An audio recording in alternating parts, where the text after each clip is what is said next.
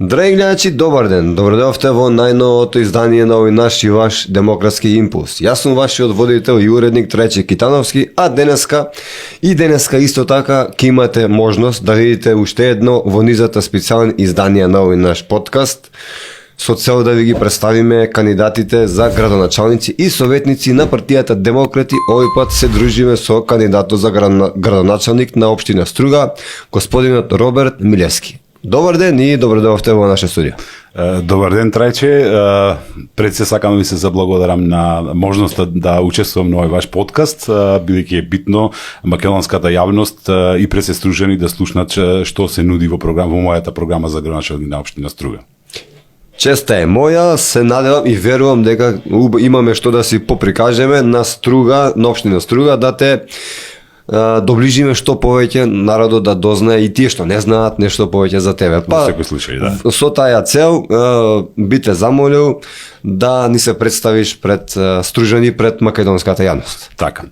Стружени доволно мислам дека ме познаваат, но сепак да се представам, како што рековте, значи јас сум Роберт Милевски, роден сум во Струга. Моето искуство со работа почнува некаде на мои 12 години, во кое што време бев дел од еден од најголемите сервисни центри кај нас, познатиот Крстен Миладин во Струга, каде што го печев занаетот за електроника. Значи тоа ми беше желба и интерес.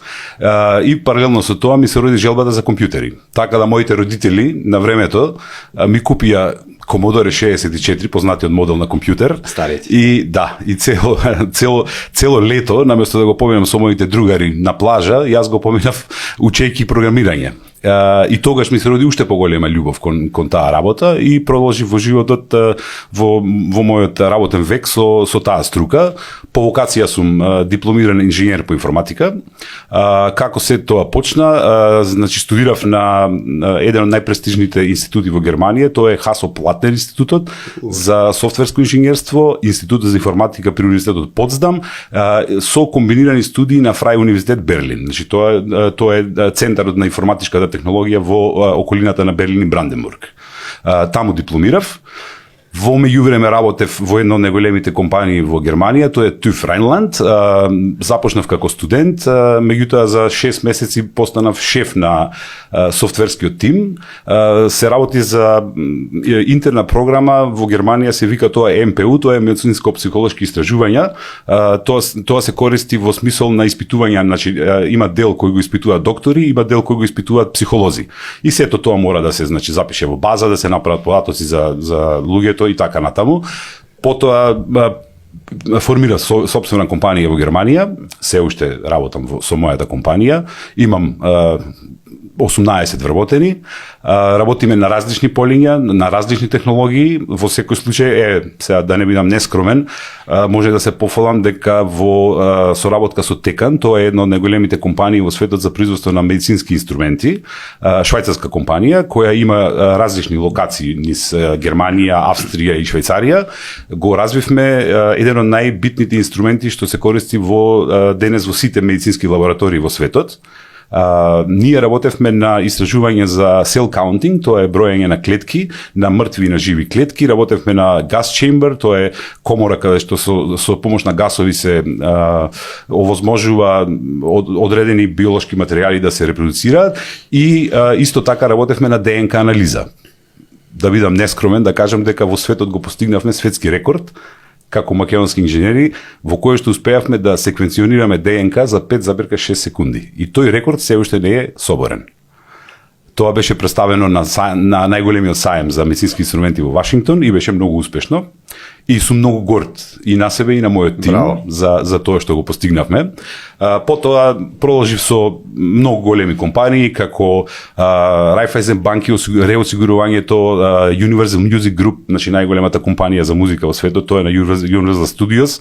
Меѓутоа да скратам, битните проекти беа, да речеме, работа со Тесла.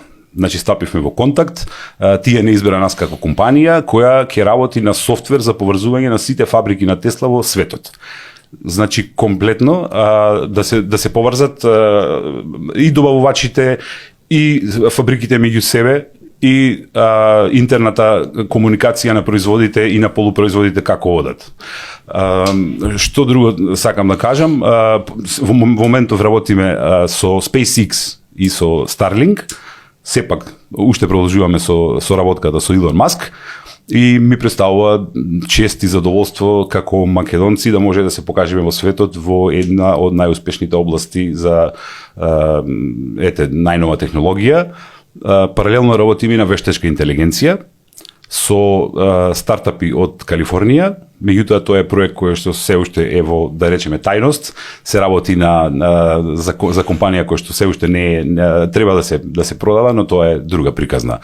Инаку семејно можам да кажам, јас сум оженет со супругата Гордана, среќно оженет, татко на две мали ангелчиња. Тоа се двете близначиња Јован и Елена. Тие ни се родија пред 2,5 години и ни представуваат, мислам, дека се во животот. Тоа е најважното. Семејството и фамилијата се за мене број 1. Вака, накратко, мислам дека тоа е што имам да го кажам. Твое резиме CV, вака, може да завршиме емисијата. Подкастот да заврши. Бога заврши, значи, стварно. Да. Браво. Она што сакам да те запрашам, што ми делува последователно на ова твое CV, да. Големо CV, ти си, како што можам да увидам, да заклучам, успешно реализиран човек во полето на работата, на фамилијата, на семејството. Што те мотивираше за да започнеш со политика, еве, да се кандидира за градоначалник и како потпрашање, зошто баш партијата Демократи? Да. Ќе ви објаснам. Политиката ми е хоби. Искрено ја пратам цел живот, од мал, дедо ми веројатно ми ја всади во мене, гледајќи вести во 19:30, уште во тоа време, и се интересирав како течат процесите. Јас бев тогаш многу мал, меѓутоа пратев што се случува. Зошто за струга? Тоа ви е прашањето, така? Се навлегувал во политичкиот дел. Искрено бев разочаран од големите партии во Македонија, затоа што едноставно мислам дека ги оставија стружени на цедило и не кандидира свој кандидат за градоначалник, како ние да не постоиме. Има на Facebook една група, таа се вика "Спомнете ја Струга, барем на временската прогноза". Значи Струга не се спомнува ни на временската прогноза. Ние сме како исклучени од Македонија. И тоа ми е многу криво. И сакам тоа да се исправи, затоа што Струга тоа не го заслужува едноставно. Струга заслужува добра иднина, имаме капацитет, имаме луѓе кои што можат градот и општината да ја претворат во, јас мислам лично, да не бидам нескромен, ама едно од најубавите места на планетава. Тоа што ние го имаме на Охридското езеро, мислам вклучително и Охрид секако, е нешто што ретко се среќава. И тоа, тие капацитети да не се искористат. А од политичка страна, да се остават на политички препирки помеѓу политичките партии во смисол кој кандидат, кои гласови ќе ги добие, па тука има ценкарење, па се продаваат, па еве сега најново, не е битно да не спомнувам партии кои се, вие ќе гласате за нас во Струга, ќе ме поддржиме, ние од друга страна ќе добиеме, не знам, функционери во Крушево и во Куманово. Значи се прават пазари. Тоа сме ние стружани. Како може тие да си дозволат со гласот на народот да си играат? Тоа не сме да се дозволи. И заради тоа искрено реков дека мислам дека ми е целта да преземам одговорност и да им понудам на стружени една друга визија. И така ми се вика програмата, нова визија за Струга. Така, но зошто баш од партијата Демократи? Видовте ли нешто кај таа партија што нема мислам може околу тоа? Тоа е политички дел, исто ќе го кажам. Вака, јас сум независен кандидат, не сум член на партија. Во смисол, јас независен кандидат подржан од партијата. Да, точно, подржан. Сега зошто се случи и како се случи целото, накратко да одговорам. Не е проблем. Почнавме, јас кандидатурата објавив уште во јули, кога почнаа по медиуми да пишуваат дека тие големите партии едноставно не може да се согласат за или заеднички кандидат или како и да излезат на избори, и тогаш објавив дека ќе се кандидирам. И им понудив на сите партии во Македонија кој сака да ме поддржи. Целта директна ми беше, искрено да кажам, да се направи коалиција на повеќе партии. И тогаш почнавме преговори со неколку, не сакам да ги спомнувам, петерно поголемиот дел се во коалиција со ВМРО ДПМНЕ, единствено Демократи не е. Господинот Јорго Огненовски стапивме во контакт, воспоставивме соработка, се сретнавме, едноставно постоеше некоја енергија. Се слушнав и со другите, меѓутоа тука веќе постоја други комбинации и калкулации. Нив не ги интересира кандидатот или не знам што ќе биде и како ќе биде, едноставно може да те остават на цедило во последен момент. И тоа сака да го направат. Инаку, ако сакав јас да одам директно до 1 септември, немаше никаков проблем да соберам 2 гласа. Мислам да се кандидирам како независен, нели со измените на изборниот законник. Тоа не е проблем. Меѓутоа сакав да излеземе во струга како партии од македонска коалиција.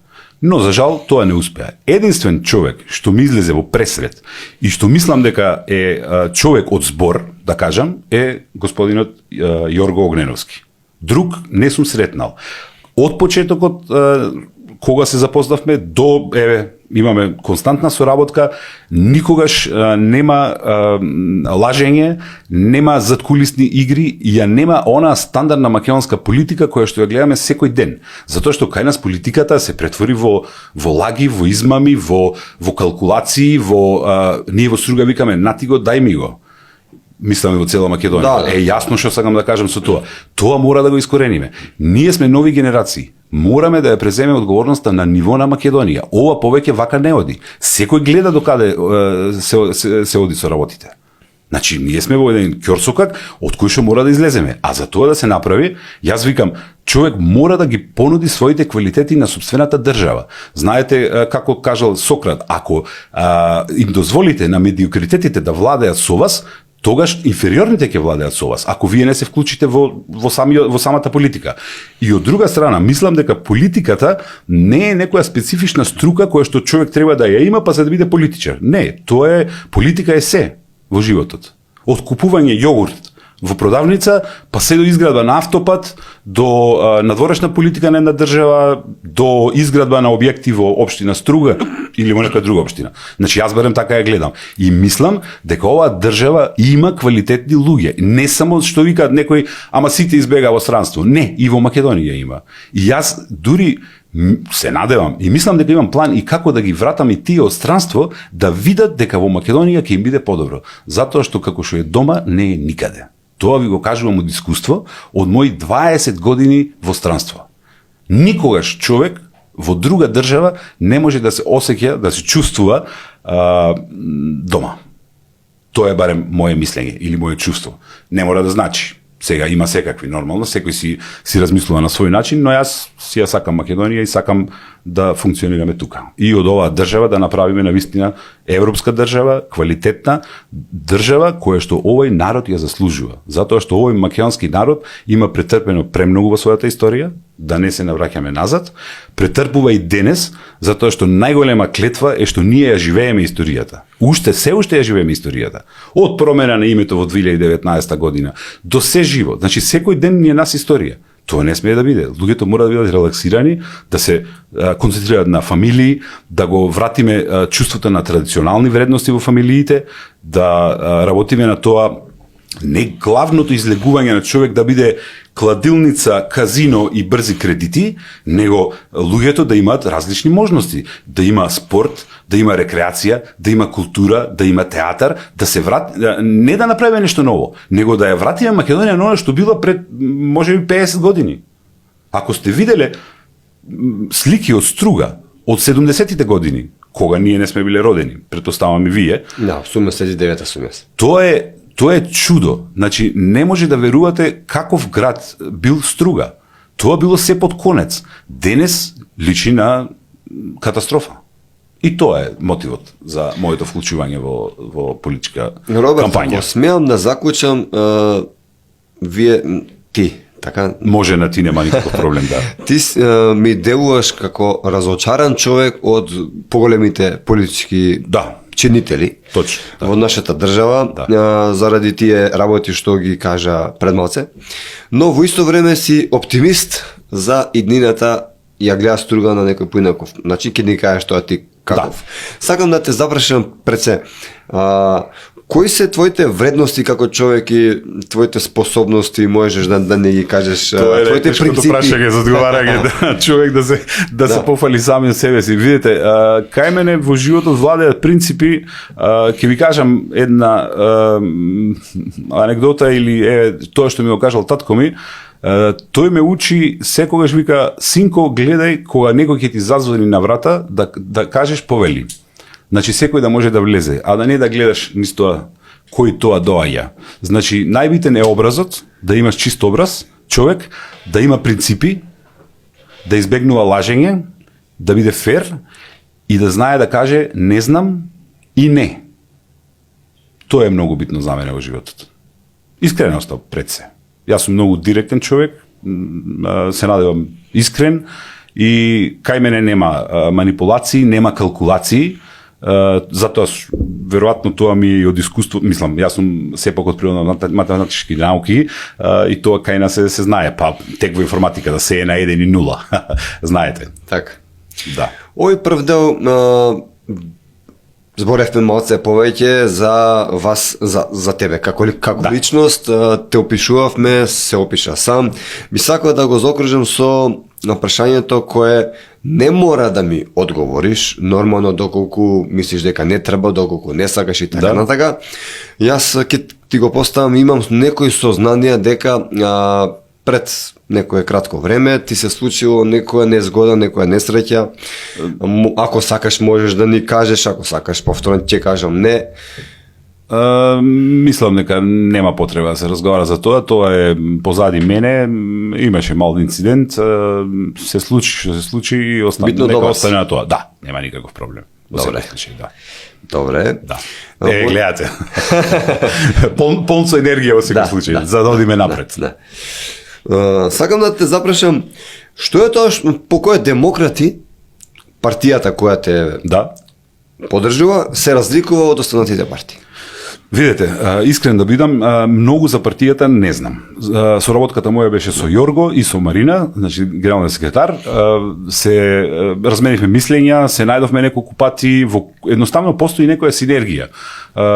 Имаме исти размислувања за многу работи, за многу теми, за некои веројатно и се разликуваме, меѓутоа тоа е нормално, размена на идеи во секој случај, се нуди поддршка и затоа ценам дека партијата е, ајде да кажам, неизвалкана.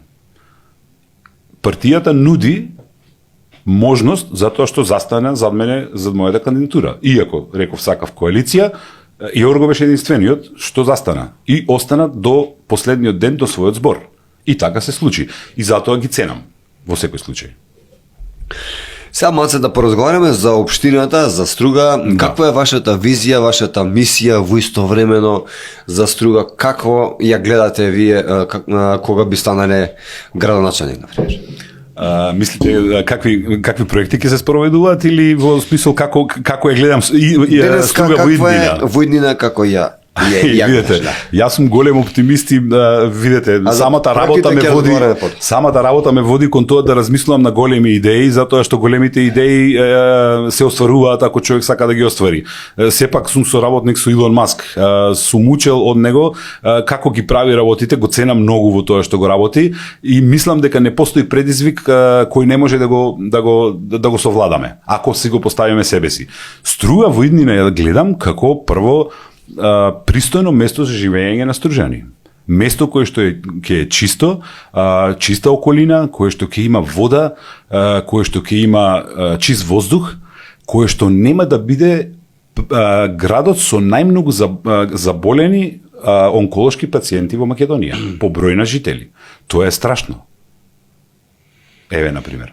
Значи, иднината ни е тука. Струга е прекрасно место, ја имаме таа прекрасна околија, го имаме Охридското езеро, ја имаме реката Црндрим, имаме планини, Јабланица, тука се развива, тука има можности за развој на секаков можен туризам, од селски туризам до туризам на плажа, значи до туризам со странски гости, со домашни, капацитети за развој на спорт.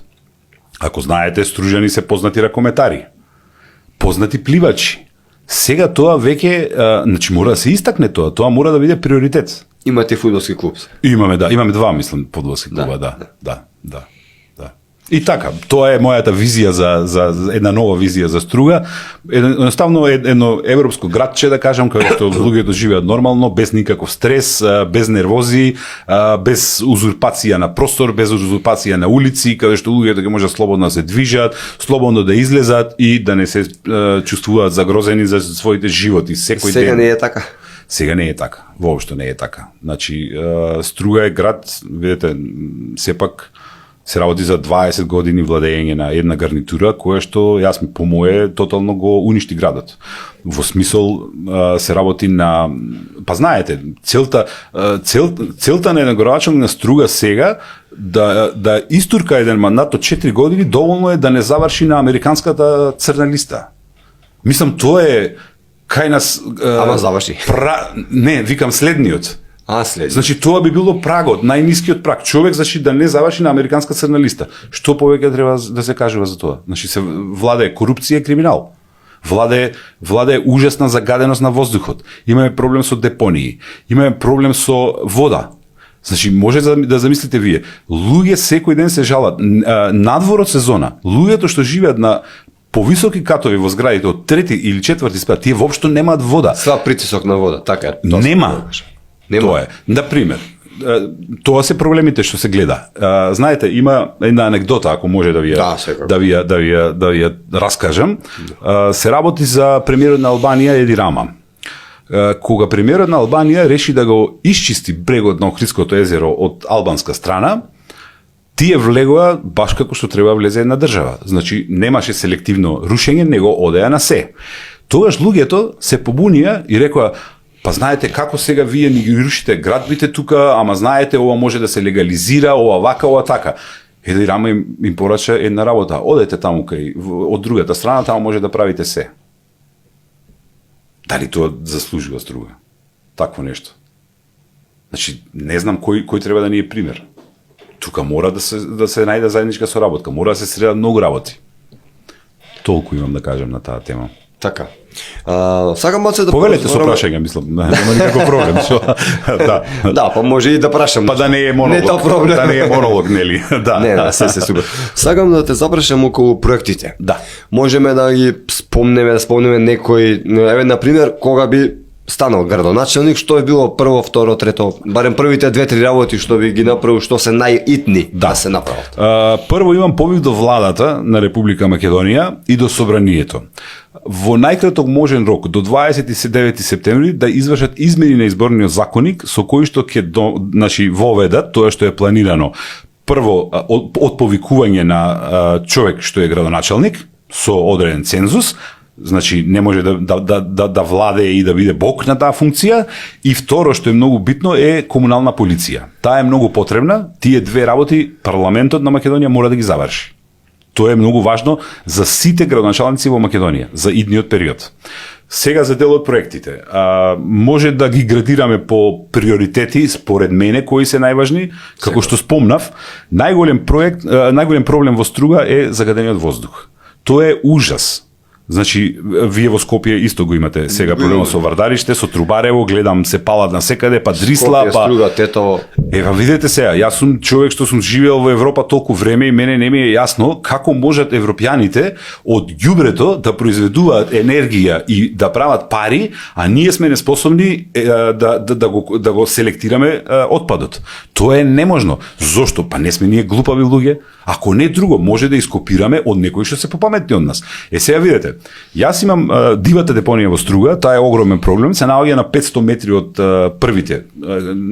првите куќи во Струга и тие луѓе таму патат секој ден. Ако дувне север, тогаш цел град мириса. Еве сега ќе ви кажам едноставен пример. Пред сигурно ќе беше Мала Богородица, одевме на манастирот во Калишта, на враќање по стариот пат, може би појас од 2,5 километри, тоа внатре во колата моите деца на 2,5 години почнаа да кашлаат невидено, ги печеа очите. Тоа е како да влегува човек во боено поле, не знам, како боен отров.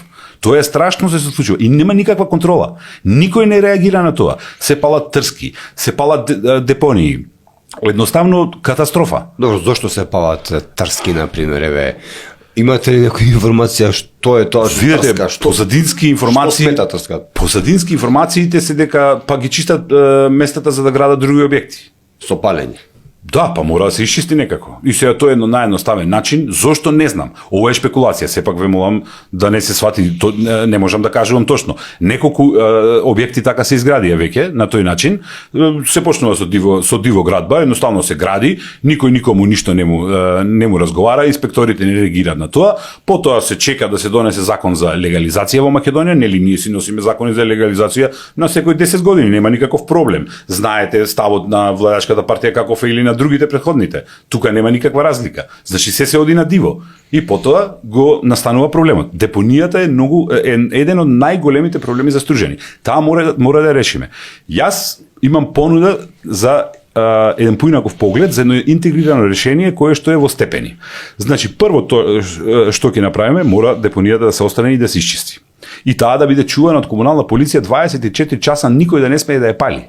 Значи, ако не е комунална полиција, тоаш мора да делува полицијата. Немаме други сили, нема друг начин. Или јас лично ќе седам таму. Или од општина. Нема, мора да го решиме тој проблем. Депонијата не смее да се пали. Понатаму. Имам план за рециклажа на отпад. Сега ќе ви кажам како. Разговарав со компании во Германија и во Австрија, кои што прифатија од Македонија да извезуваме, например, лименки, пластични шишиња и стаклени шишиња.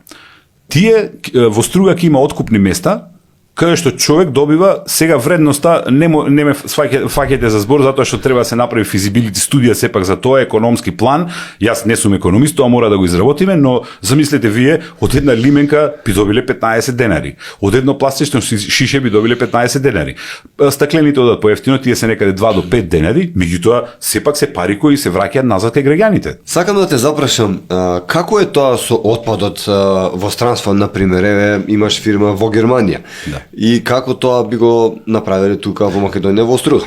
Еве сега ќе ви објаснам. Ако го почнеме процесот на селекција на отпад, самите фабрики кои што би го рециклирале отпадот, видете тука се работи за голем проект. Тука може да се вклучи и Охрид, може да се вклучи и Вевчани, може да се вклучи и Кичево. А зошто да не и цела Македонија, ако тој проект фати корен? Тогаш ние ќе добиваме како општина пари заради рециклажата на отпадот, затоа што тие добиваат на тоа. Од една страна добиваат граѓаните со поврат на парите за амбалажа, од друга страна добиваат пари од странски фирми кои што работат со тој отпад. И тоа е двојна добивка. Од друга страна, тоа е само почетокот. Тука мора да се постави основа.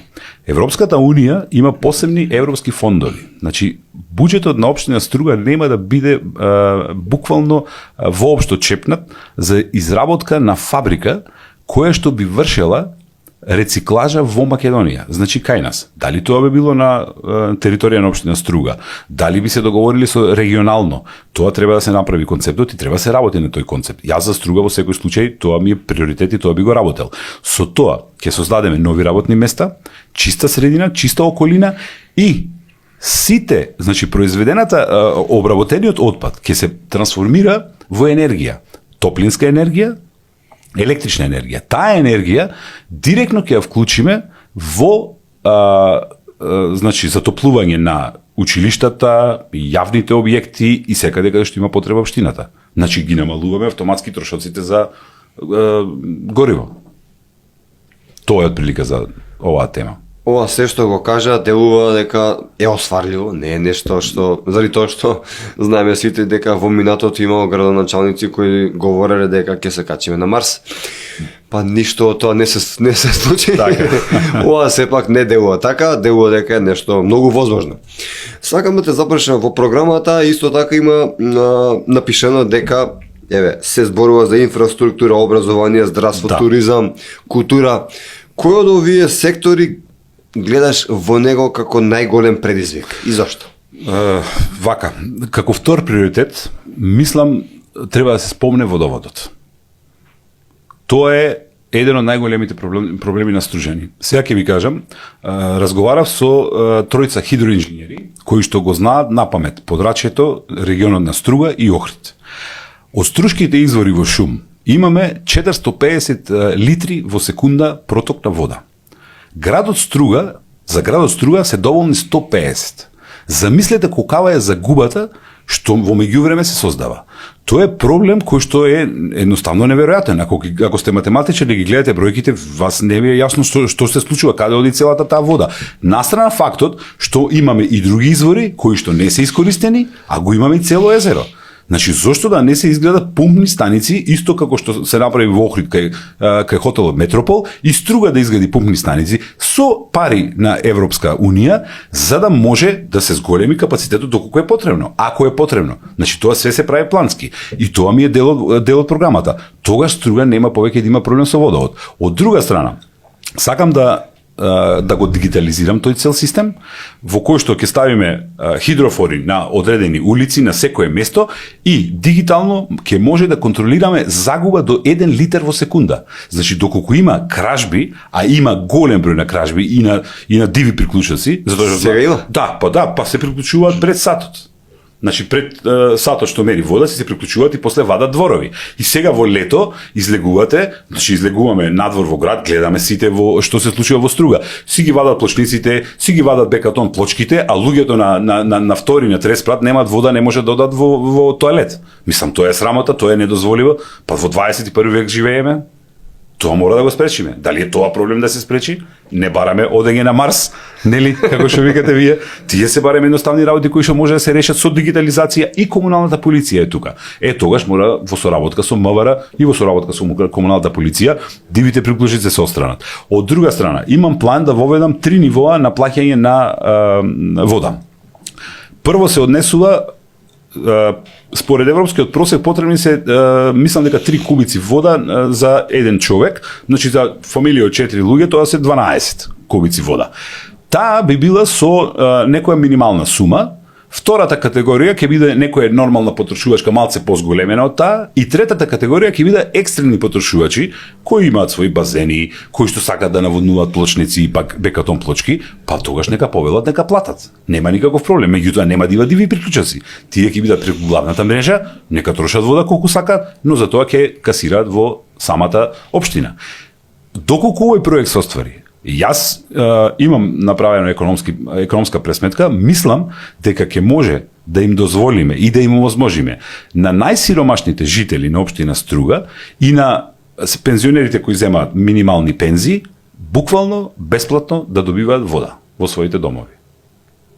Тоа е концептот за водата. Како втор проблем што го гледам. Так. Да. Сака да ви спомнам трет. Слободно може, ако има нешто што ти текнува прво на памет, што е исто така проблем, може да. Тоа ми се приоритетите. Под приоритет број 3 би ги ставил училиштата. Ситуацијата е катастрофална, како што знаете, сегашниот градоначалник ги предаде ингеренциите на владата затоа што не можеле да платат доволно. Владата дотира 9,5 милиони евра. Јас ги направив сите можни пресметки, ги искористив сите можни програми, никако во главата не можам да сватам како 9,5 милиони евра не се доволни за 12 училишта и уште 24 локални помали училишта каде што учат, не знам, по 20 или 3 ученици. И тој проблем мора да се реши. Децата се нашата иднина. Нив мора да им обезбедиме најдобри услови за понатамошен развој. Сега, како ќе го направиме тоа? Прво, пак спомнувам, повторно кажувам, со искористување на фондови од други места, ќе се постават фотоволтаици на секое училиште. Тие фотоволтаици со батерии ќе произведуваат струја за самото училиште. Тоа е првата работа, значи сите училишта. Второ, секое училиште, сега во моментот се користи нафта како производ за загревање. Нафтата знаете дека е скапа. Зошто не би се промениле на газ? Значи, тука нема никаков проблем. И за тоа е разговарано со експерти за таа работа. Викаат дека средствите, вложувањата се минимални за секое училиште и секој јавен објект на самата општина и како општина Струга да се загреваат на газ. Значи, тоа не е никаков проблем. Ќе ги намалиме сметките и едноставно од дотациите на државата и од општинскиот буџет ќе може да ги сервисираме сите понатамошни работи.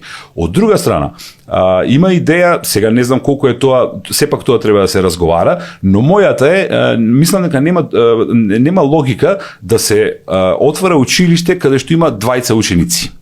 сепак мислам дека поисплатливо е да има градски превоз или значи школски превоз, како што го гледате, не знам, во Соединените Американски држави или во Европа секаде, кој што би ги земал тие деца, би ги носел во некое централно училиште заедно. Прво е социализацијата. Значи, замислете, сега го гледав Игор Џамбазов во Маврово, каде што пеа пресретни со едно дете. Да, ама тоа е едно дете. Тоа нема социализација со никого. Друго е како да учиш во клас во кој што како ние учевме кога беа 30-34 луѓе, а друго е да биде сами или со двајца. Нели? Тоа е главната. Не можам ни да замислам како е тоа. Тоа е едноставно, мислам дека психолози треба да одговорат на ова прашање, дали е подобро тие сите деца да ги собереме во едно централно место, во едно централно училиште, ако треба да се изгради ново и да ги едноставно општината да обезбеди превоз за тоа дете, значи да го земе во одреден период, да го донесе на училиште и да го врати дома, со појадок, со се. Сега тука е друг проблем. Патиштата мора да бидат чисти, затоа што доаѓа зима. Во Струга е катастрофа. Јас буквално последните, не знам, 5 години немам видено машина за чистење снег во Струга. Тоа е една катастрофа. Едноставно си останува се на тој начин, се прават тие браздите од автомобилите и си останува на тој начин до крај на пролета. Како што рече претходниот градоначалник Мерко, па Господ го даде, Господ ќе го земе снегот. Таа беше неговата изрека, ако се сеќавате. Јас добро се сеќавам. Тука, да, тоа ми е еден од приоритетите. Во соработка со провинцијата Баер, значи Баварија, и со Австрија, стапив во контакт кои што значи во секој случај расположени да донираат нивни возила за чистелки за снег, камиони за вода со кои што би се чистеле улиците, буквално јавното комунално предпријатие да го обновиме на начин кој што нема да биде никаков проблем за општинскиот буџет. Сега рачунајте, сметајте дека сите тие проекти прават заштеда на пари. Затоа што ако ги добиеме средствата од друго место, нашите пари кои што се собираат од граѓаните, од даноците, ќе се финансираат за други проекти кои што се битни за општината. Тука сега доаѓа вашето прашање. Развој на културата, развој на спортот. Да. Спомнавте култура, спорт, здравство. Здравство. Добро, видите, во здравството сега искрено не сум толку упатен колку може општината да помогне, сепак тоа е државна, тоа е под државата, ингеренциите се. Владата на државата, да. но Јас се надевам на отворена соработка со владата, да не смета дека не сме град кој што не припаѓа во Македонија, да си ги преземат своите одговорности и да се работи. Мислам дека сегашниот директор е прекрасен, го познавам како личен пријател, добро ја води работата, имавме оддел за породување кој што голем број охриѓани доаѓа во Струга затоа што во Охрид се реновираше и тука треба да се направи некаква централизација, заеднички да се работи Струга и Охрид да стане центар за здравје и на Стружјани и на Охриѓани. Инаку нема логика ако не соработуваме заедно. Ние сме едно, сепак треба некоја да има блиска соработка. Зошто да не и прекогранично, например со Поградец, за здравството. Да. Сега видите, за културата. Струга го имаше едно од најголемите кина во Македонија. Тоа кино е распаднато, во ужасна состојба, таму се одржува стушките вече на поезија. Тоа е под државата, не се финансира, нема, јас барем не сум видел никакво реновирање, може би грешам, нека ме исправат ако не сум во право.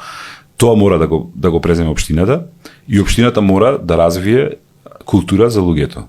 Како што кажав, наместо кладилници и казина, треба да се отвори театар, треба да се отвори киносала, каде што ќе можат да одат да ги гледат најновите филмови, треба да се отворат спортски центри, спортот е многу битен.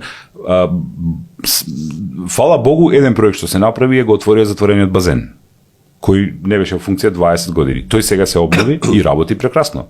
Сите се заинтересирани, сите своите деца ги праќаат таму. Значи самите родители се од една страна се олеснуваат со тоа што децата ги праќаат, знаат каде се, во наводници, дека се на некој спорт, се занимаваат со некаква спортска дејност, како што ние во времето одевме на карате, на ракомет, на кошарка, на фудбал и на се. Тоа мора да се врати назад. Значи, сепак, традиционалните вредности и правилна насока за образование и едукација на нашите најмлади.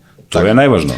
Спомнавте и дека киното во Струга во моментов е под ингеренција на владата, но идниот градоначалник на Струга нормално дека има можност да ги побарат да му ги вратат ингеренциите назад. Сега дали ќе му ги вратат, тоа е друга работа, Да. но он може да си побара, Јасно. тоа не е Така. како што бара во моментов, мислам бараат и други градоначалници некои такви слични работи. Така.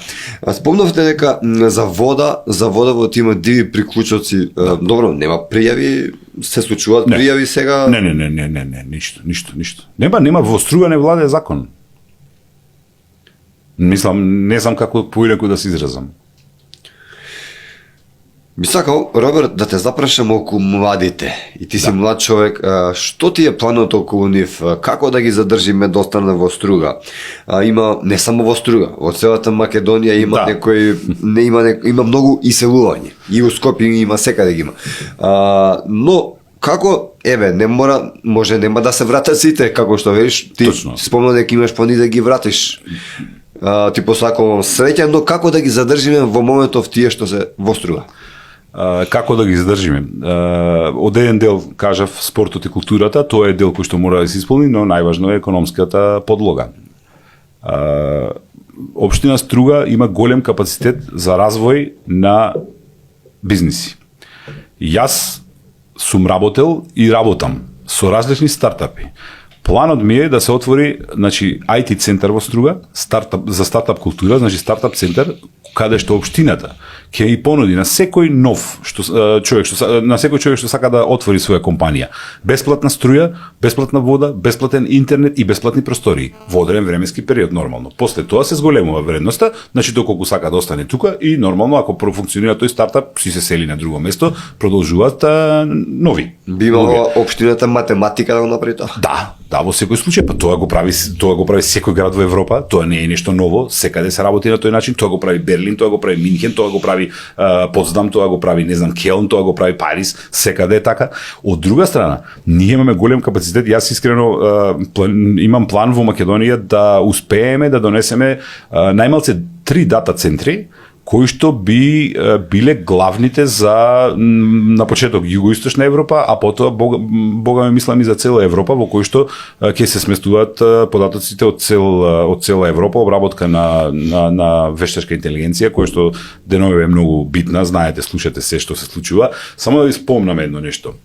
Европската унија одвои 18 милиарди евра, од кои што, верувајте, Македонија нема никаков проблем да ги користи како средства како членка на Европска унија. Значи нема градација. Дали сте членка на Европска унија или не сте членка. Едноставно парите може да се користат. Сега што треба? Треба да се понудат проекти. За да се понудат тие проекти, треба младите да ја спознаат вештачката интелигенција како можност да навлезат во неа, значи тоа оди преку образованието, сепак како што вие викате и државата тука мора да помогне, не само општината, да се насочат луѓето и да почне да се работи на тоа. Зошто да не искористим 18 милиарди евра луѓе? Дали другите се попаметни од нас? Не се. И тие би нуделе такви проекти. Би нуделе Да. курсеви за вештачка интелигенција. Да, во секој случај. Да, сепак тоа се оди со некакво јавно-приватно партнерство во кое што би се насочиле, но многу е битно и како работат училиштата, дали ќе ги насочат правилно учениците. Зошто не и општината не отвори такви центри? Зошто да не финансира да не побараме финансирање од Европска унија или од Соединетите американски држави кои што денес се ударни во развојот на вештачка интелигенција, да бидеме нивни партнери, па нели ние сме стратешки партнер на Соединетите американски држави.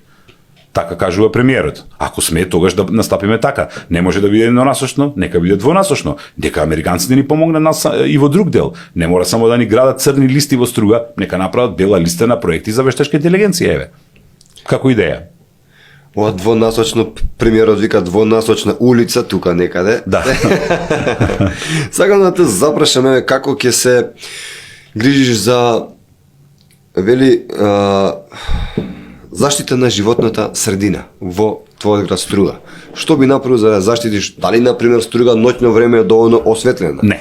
Дали има доволно клупи? Дали има доволно канти за отпадоци? Тоа маце сакам. Струга е осветлена ако имате добар мобилен телефон со добро светло. Да, тогаш е осветлена и ако не ве нападне некое куче во меѓувреме, бидејќи може и да ве изеде. Тоа се случи. Јас инцидентот го имав ставено на Facebook, мислам дека имаше преку 450.000 прегледи, каде што една девојка беше нападната, тоа е ужас. Видете, значи тука имаме два проблеми. Осветлувањето е катастрофално. Не ми е ни јасно како можат да користат онакви светилки кои што воопшто не светат. Значи таму кај што светат, тие не светат во суштина. Нема осветлување, нема доволно осветлување. Од друга страна, Да не се лет. секоја, па не знам какви се, лет се и не знам, не можам да знам. Мислам тоа е промашена, тоа е катастрофа и промашена работа, тоа мора да се смени. Прво јас сум за жолто светло, а не сум за овие сега што ги ставаат, затоа што жолтото светло пробива. Тоа е многу јасно, тоа е физика и секој го знае тоа. Од друга страна, кај нас можеби секој пети столб е осветлен. Значи имате 4 кои што не работат и 5 работи. А има и места во струга каде што воопшто нема осветлување. Значи јас буквално има места да отидам до мој комшија, јас морам да имам мобилен телефон. Нема шанси да влезам. Од друга страна, тука морам да потенцирам малку и за негрижата на граѓаните. Сега нека ми извинат, меѓутоа секој може да си ја смени си лицата во сопствениот двор. Зборувам за зградите. И тоа би се решило на тој начин, што општината ќе формира предпријатија или овозможи формирање на предпријатија кои што ќе ја преземат функцијата за комплетна значи ревидирање на состојбата во една зграда, како и преземање на одговорностите за одржливост. Тука се работи за отворање на нови работни места. Значи има многу можности ако се сака да се искористи на тој начин. Тука ја гледам иднината на струга. Од друга страна, еве едноставен пример. Луѓето имаат огромни сметки за струја. Затоа што затоплувањето кај нас е или на дрва, или на пелети, или е на струја. Претежно е на струја, затоа што владата цело време потенцираше, преходните влади потенцира и инсистира да се купуваат клима уреди, сега сите ги купија клима уредите, меѓутоа влегуваат сега во втората, во третата категорија. Јас дома имам 2 мали деца од по 2,5 години, јас не можам да не исклучам, мора да е секаде топло. Така, значи децата треба да се капат, децата треба да играат, децата треба да шетат, не може да се затвориме ние како во 18 век во една просторија и да живееме сите тука, значи треба некаква можност за слобода, така? Сега, што би се направило во тој смисол? Морам прво, една мала дигресија околу сево. Повелете. Сега вие зборите од една страна, но владени функционери збореа и ни дава многу совети за економијата околу овој дел, што спомнавте вие дека климата треба да би пуштена цело време, они ни не баре да дуваме на свети не тера допред некој месец. Ако памтите. Ако тие во нивните домови е така, тогаш и ние ќе може да работиме така, ама мислам еве вие сте новинари, отидете неколку дена кај нив да видите како тие живеат, па ние би го копирале животот на нашите политичари, нема никаков проблем, јас сум за да прифатиме, иако мислам дека реалноста е многу поинаква. Тоа е. Да. Ве прекинав. Нема проблем. Сакав да кажам, имам план, доколку станам градоначалник, да се направи физибилити студија и веднаш да се отпочне со реставрација на сите стари згради и нивните фасади, кои ќе бидат еколошки и енергетски ефикасни, со тоа автоматски ќе се намалат сметките за електрична енергија на сите жители на Струга. Значи директна заштита на буџетот на граѓаните. Тоа мора да падне на сметка на општината. Општината има пари да го направи тоа. Ако не купуваат, не знам, Audi A6 и сите други работи каде што се трошат парите. Од друга страна, за да не бидат занемарени куките, бидејќи ние сме место каде што има изгради и куки, би направиле можност за некаков фонд кој што општината би финансирала значи обнова на фасади за приватните куки за да им се помогне на луѓето. Од друга страна, сега доаѓа зима. Планирам меѓу првите одлуки да биде општинска комисија која што ќе прошета по сите села во Струга и секако градот Струга и ќе направи список на луѓе кои што се загрозени. Луѓе кои што не можат да си платат основни трошоци за живот. Значи немаат храна, немаат грејење. Тоа не сме да го дозволиме. Ние, според Уставот на Република Македонија, сме социјална држава. Ако сакаме да ја имплементираме таа социјална држава, ние мора да се грижиме за оние што се најсиромашни. Затоа што тогаш е државата силна, тогаш е државата јака, тогаш државата дава подлога кога човек ќе падне, за да може повторно да стане. Тоа е мојата идеја. Спомнавте за комисија, еве јас нешто, некоја идеја да ви дадам, ако повелете се во секој случај. Да, ме инспирира. Сите идеи се добродојдени. Се надевам дека и граѓаните ќе дадат идеи. Јас се надевам дека ќе влезе и во вашата програма, мојата идеја.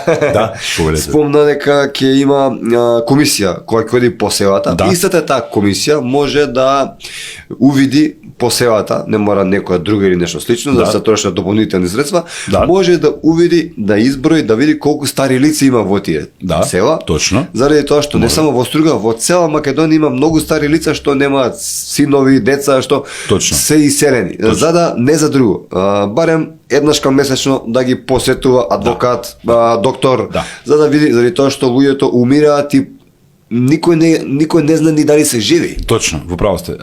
Сега ќе ви спомнам, морам да го пофалам од се срце Црвениот крст Струга, кој што работи со полна пареја. Ние сме една од ретките општини каде што постои нега за стари лица.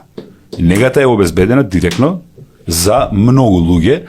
Дали треба да се зголемат капацитетите во секој случај, и тука општината нормално мора да помогне и да се покријат точно таквите случаи како што вие ги кажавте. Тоа е и сега функционира, значи сепак благодарно уште еднаш каде Црвениот крст, но тоа мора да продолжи да работи понатаму. И не само по села, ти по градот си има стари лица. Да, секаде, целата општина. Тоа веќе. Да, точно целата општина. Може да се помогне нормално да им се купи било што имаат потреба. Знаете, затоа викам традиционални фамилии. Например, еден дел од програмата ми е ваучер за секој новороденче, каде што општината за првородено дете дава одредена сума на пари, која што е најпотребна, за се знаат родителите колку е тешко во првите денови кога ќе се роди значи првото дете, за второто дете ќе се добива поголема сума, за третото дете ќе се добива поголема сума и така натаму. Значи општината мора да делува директно за поттикнување на растот на македонското население. Затоа што луѓе, ако немаме деца, ние ќе изумреме како нација. Тоа е најважното. Малце ни бегаат во странство и уште тука ако не се создава нови поколенија, ние сме мртва нација. Секој треба да размислува на тој начин. И тука треба да се вклучат и други фактори, како црквата, како исламската верска заедница, не е битно, значи институции кои што мора да го поттикнат населението на во права насока. Планирате состанок, средба со поглавиците на овие верски заедници? Да, во секој случај, зашто да не, секои идеи се добродојдени, соработката со нив е во секој случај многу битна. Ние сме, како што знаете, мултикултурна средина, имаме луѓе од различни националности, така да, тоа е многу битно. Дали граѓаните на општина Струга ќе бидат вклучени во твојот значи, дали ќе се консултираш за секоја, може не за секоја, него за одлуките што ќе ги носиш за општина Струга со граѓаните, и дали ќе бараш од нив идеи, например, на кој начин се ќе бидат и дали ќе бидат вклучени граѓаните во сево? Благодарам на прашањето, лично прашање. Ако вратите на мој Facebook профил до 2015 година, ја дадов оваа идеја на ниво на Македонија. Да се оди со можност за референдумско гласање, не во смисол референдум, нели, по устав, него консултации со граѓаните за одредени проблеми. Може не сега, за се, ама. Доколку ја имам таа можност, затоа и се кандидирав како граначелник на Струга, тоа ќе биде едно од првите нешта што ќе ги имплементирам. Тоа ќе биде апликација и преку веб страна во секој случај, која што ќе прибира мислења од граѓаните од една страна, а од друга ќе се ставаат одлуки за самите граѓани да бидат инволвирани во целиот процес. Значи тоа веќе функционира во Швајцарија, па тие на секои 2 недели имаат референдум. Ако тие може тоа да го направат, зошто не и ние? Зошто да не се прашаат граѓаните на Струга, еве, имаме толку финансиски средства, дали мислите дека треба да се потрошат за оваа работа или ова? Која е приоритетна? Секако согласање, мнозинството секогаш добива. Тоа е во секој случај дигитализација комплетна на општина Струга, на училиштата и на сите јавни институции. Има еден друг проблем, колку што знам, од своја информација има многу луѓе кои што добиваат пари, а не одат на работа. Тоа ќе престане, нема да постои, и секој што доаѓа на работа ќе мора да дојде точно во определено работно време, да се логира, значи со картичка, и да се одлогира кога ќе замине на работа. Значи да се знаат дека луѓето се тука. Не може на друг начин. Има и други технологии кои ќе ги спроведам за да знам дали се тука, но тоа нема да го кажам сега, тоа се сепак работи на мојата професија. Тука не може никој да ми излаже. Мислите, не би имале притисоци околу се ова, Во секој со случај. влегувате во некаква војна со тие што се неработници? Да, па очекувам дека ќе има притисоци, меѓутоа работиме за доброто на граѓаните. Ние, ако јас земам плата како градоначалник, мене тоа ми е работата. Значи мора да имаме ефикасна јавна администрација. Не може човек да чека на шалтер, не знам, 20 минути, после му доаѓа некој па му вика, ама извини, сега имам пауза за ручек, а пред тоа го нема никаде. На пример, викам, се мора да биде ефикасно и едноставно мора да постои систем и шема во која што администрацијата ќе делува спрема граѓаните. Зошто да не? Ако може државата да го изработи сајтот услуги gov.mk, каде што се издаваат, не знам сега, изводи, државјанства и други некои услуги кои што ги спомна министерот Тошковски и премиерот, зошто да не може општина Струга во сопствените ингеренции да направи едноставно иста таква веб страна каде што не знам човек ќе може да провери докаде му е процесот, докаде ако отворил барање некое за пример за легализација во смисол сака да гради нова градба, така мора да се поднесе барање. Барањето може да се поднесе дигитално. Ако не може дигитално, ако има законски пречки, барем можеше да следи каде се наоѓа. Точно ќе знае кај кој човек се наоѓа тоа барање и докаде е постапката. Но од друга страна, менеджментот на општината ќе биде алармиран ако некој го стави предметот под фиока и не го работи. Тогаш автоматски се знае. Значи со дигитализацијата се е можно. Тука нема бегање и мислам дека ефикасноста би се зголемила на незавидни граници. Спомна администрација, неоделение на работа, касна и така натаму. Да. Имаш некакви информации сега дека се случило тоа? Конкретни информации, шпекулации, сепак се шпекулации, не би сакал да навлегувам во шпекулирање, има Значи, информации, непроверени. има информации дека сега од тоа што го слушам од секојдневните средби со граѓани дека постојат луѓе кои што ги знаат дека живеат во Швајцарија, земаат плата од општината. Дали е тоа точно, јас не можам да потврдам, тоа е само шпекулација. Само сакам да кажам, доколку има, тоа нема да постои. Така.